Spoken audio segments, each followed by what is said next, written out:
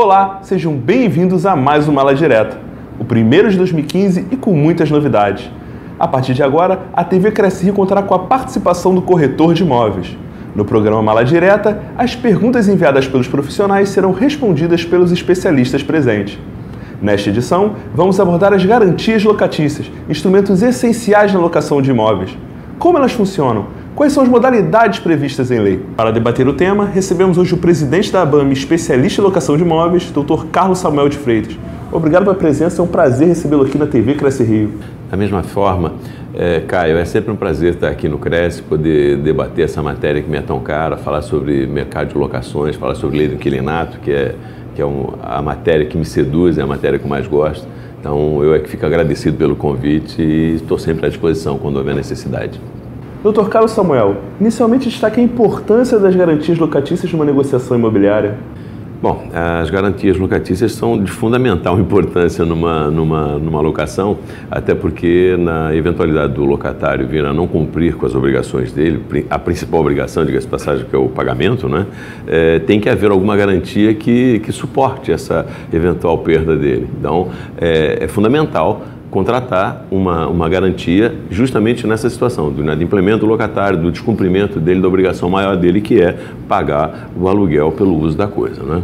E por que é tão importante o corretor de imóveis conhecer bem essas garantias? Para contratar uma locação, obviamente, tem que conhecer os limites de uma garantia, as que são permitidas e quais delas ele vai aplicar dependendo do caso. Há locações e locações, há locações residenciais, não residenciais, locações até por temporada. E a garantia, por vezes uma garantia de uma locação por temporada, não se aplica a uma locação residencial, que por vezes também não se aplica a locação não residencial. Então é de suma importância que o corretor, que é o intermediário na locação, ele é que aproxima o dono do imóvel do inquilino, que ele conheça não só as garantias, mas conheça a lei do inquilinato de um modo geral, até porque ele certamente, se não observar os limites legais, ele pode vir até a responder civilmente por fazer um mau negócio e dar prejuízo a alguém. Falando agora sobre os tipos de garantias, quais as modalidades que estlão previstas na lei do inquilinato? Nós temos basicamente 3 modalidades, que são aquelas do início da lei do inquilinato. Ela já se formou,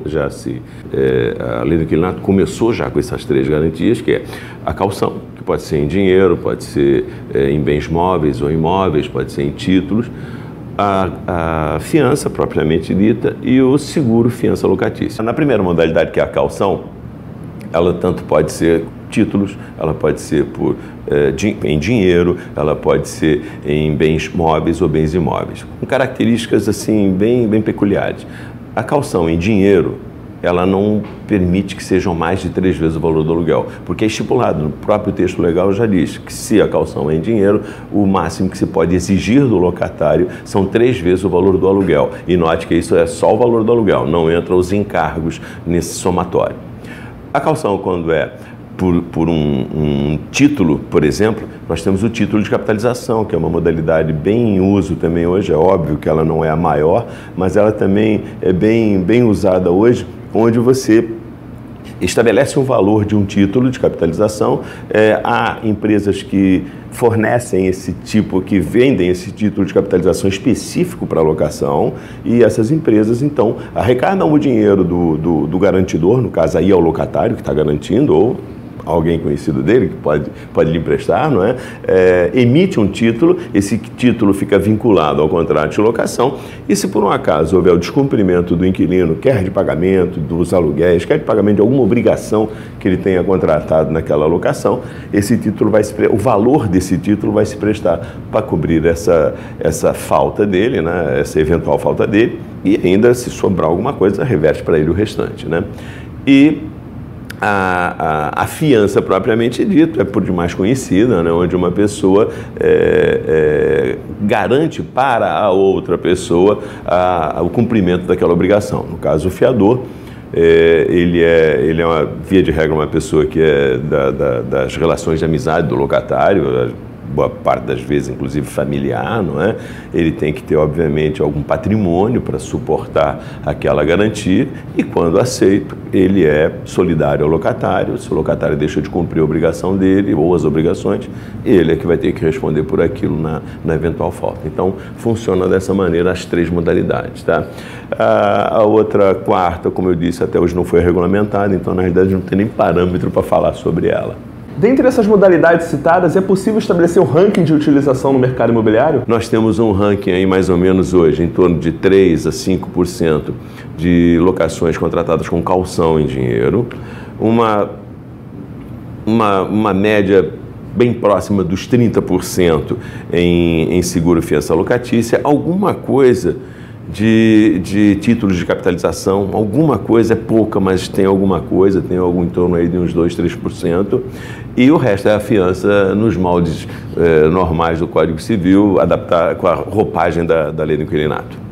Vamos agora à participação do corretor de imóveis. É uma tendência de mercado um aproveitamento maior do seguro fiança em relação ao fiador?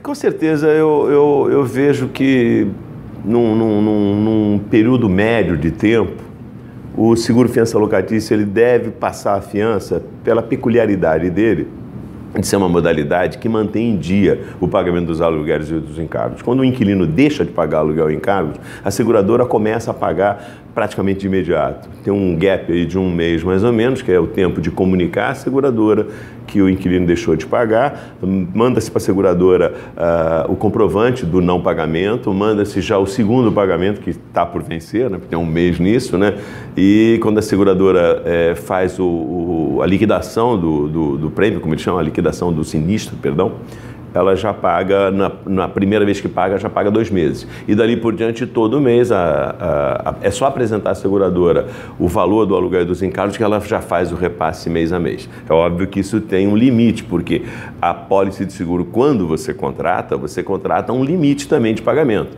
E esse limite é de aproximadamente 30 vezes o valor do aluguel e dos encargos. Então, ela vai te garantir durante 30 vezes o valor do aluguel dos encargos. Eu disse 30 vezes aproximadamente porque aqui é um valor fixo e o aluguel sofre reajustes a cada ano, né? E os encargos oscilam.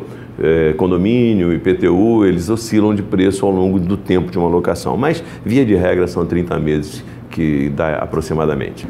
Ainda no caso do seguro fiança, vamos supor que o inquilino deixe de pagar 3 meses de aluguel e ainda não ocorreu ação de despejo.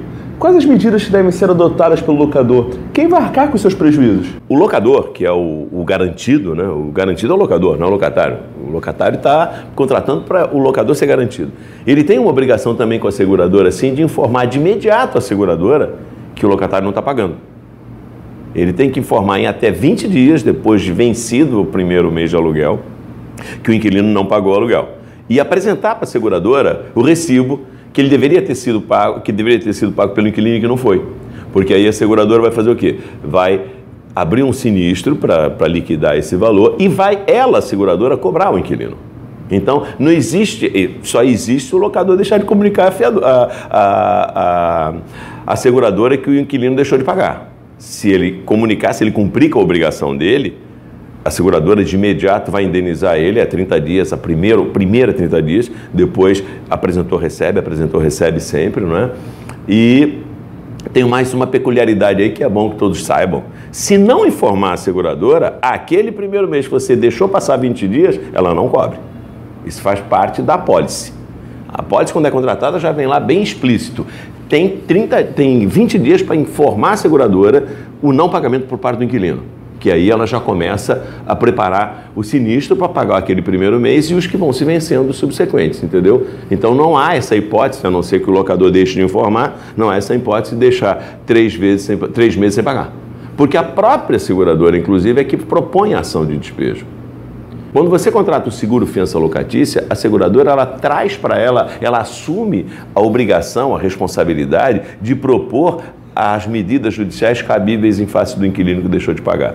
O locador, ele não tem o arbítrio de falar, não, quero o meu advogado. Não, senhor. A seguradora tem os escritórios próprios dela, quer dizer, contratados por ela, e esses escritórios é que propõem a ação. Quer dizer, até nisso, para o locador, tem uma certa facilidade que ele não precisa se preocupar com o quê? Contratar um advogado, contratar um escritório de advocacia. Na realidade, só os escritórios autorizados pela seguradora é que fazem propõe essa ação de despejo na realidade. Ou seja, na apólice você otorga os poderes para a seguradora para que ela tome as medidas judiciais cabíveis. Tá? Dr. Carlos Samuel, a Lei 12.112 de 2009 provocou alterações na lei do inquilinato. Uma delas relacionada ao fiador. Explica pra gente quais foram essas alterações. Com a mudança da Lei 12.112 veio a possibilidade, que era uma discussão antiga, uma discussão latente do fiador, poder se exonerar quando? Ao término do contrato. Então, hoje em dia, terminou o prazo do contrato e não podemos colocar no mesmo cesto prazo de contrato e prazo de locação, até porque a lei prevê que, terminado o contrato, se a locação persistir, ela se torna por prazo indeterminado. Então, terminou o contrato, terminou, mas a locação continuou. Ela vai se vincular a todas aquelas cláusulas e condições do contrato, mas o contrato em si terminou o prazo dele.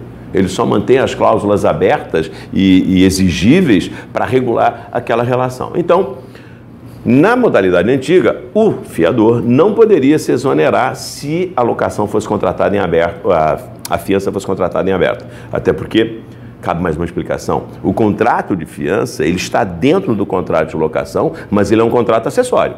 É uma obrigação acessória, não é o mesmo negócio. Você está contratando a locação e está contratando uma fiança. Você embute tudo no mesmo contrato, mas, na realidade, são dois negócios distintos. Então, como aquele contrato de fiança está dentro do contrato de locação, mas não tinha prazo determinado, diferente do contrato de locação, terminava o contrato de locação, continuava a fiança. E isso era uma grita grande dos fiadores que queriam se desonerar, não é? Daquela obrigação. Então, a Lei 12.112 veio a possibilitar que o fiador se desonere da locação quando termina o contrato. Entendeu? Essa foi uma das situações que a Lei 12.112 veio a trazer a lei do inquilinato. Mas isso no tocante a fiador. Para finalizar, deixa um recado para o corretor de imóveis que está nos assistindo nesse momento. Na realidade, o recado que eu sempre deixo para o corretor de imóveis é o seguinte. Em primeiro lugar, o corretor de imóveis tem que ter noção e consciência da responsabilidade dele e do negócio que ele realiza.